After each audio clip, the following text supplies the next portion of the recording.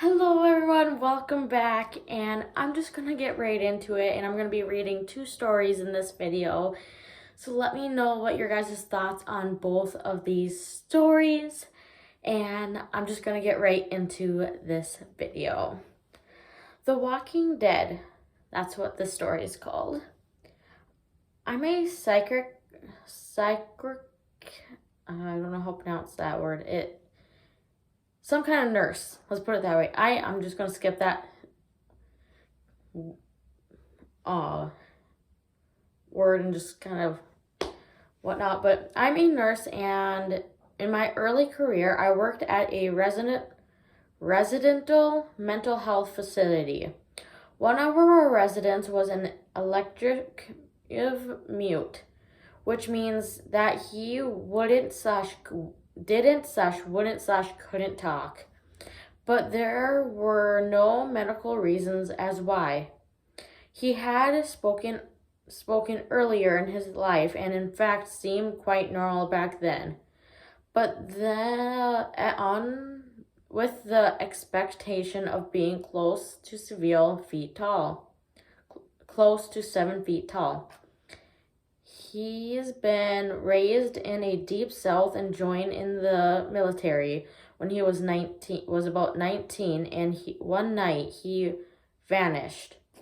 He was declared AWOL, AWOL, I don't know how to pronounce that word, and eventually he declared missing and dead. 10 years later, a 7-foot-tall man walked into a VA hospital emergency room in a part of a Midwest and said to the representative, "My name is Marin." I don't know how to pronounce the name, but the name was changed, and I've been dead for 10 years. Those were not the words he ever spoke. He was covered in dust, and he was wearing the same clothes he's been reported to be wearing the night he vanished. The society's number had not been used, and he had no identification on his person. However, they were able to identify him and guessed from fingerprints. The family was notified, and they said they had already grieved his loss from the man, and that whomever was claiming to be him simply couldn't be. They demanded not to be contacted again. He paced all day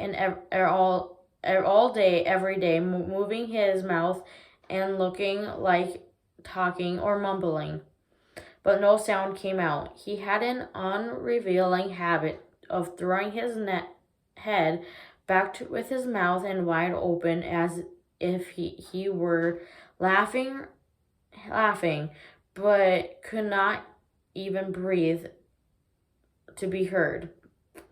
If I talked to him, he appeared to listen, throwing his head back in the laughter mimicking way.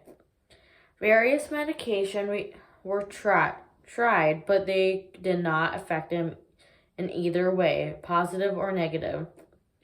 Occupational therapy did nothing because he would just grin and unless told to stay put.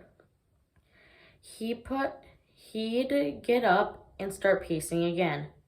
On my last day of that job, last night I saw of him pacing around the parking lot and throwing his head of laughter. Later, I wondered if all along had been dealing with a ghost. All of these years later, I still don't know. Let me know what your guys' thoughts on that story. Here is the next story I'm going to read, and that is called The Unrest Stop.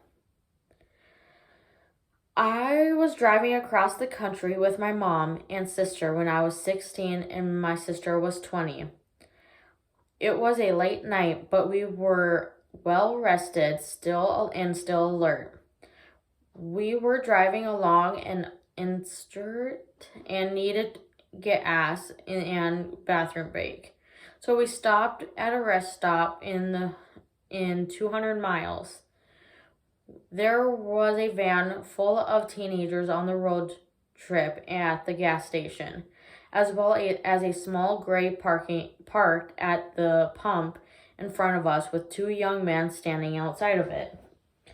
When we got there, everything felt wrong.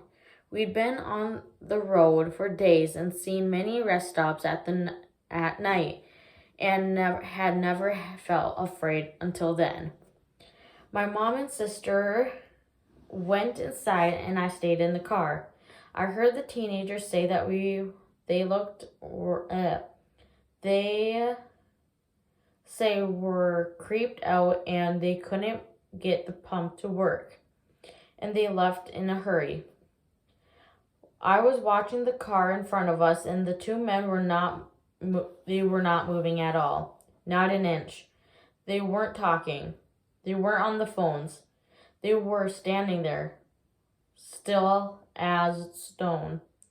My sister and mom came running back out of the car, and when they got in, the two of the men turned slowly to look at us while not moving or pivoting the rest stop of their bodies. And I swear to beep and crap, we all saw the same thing.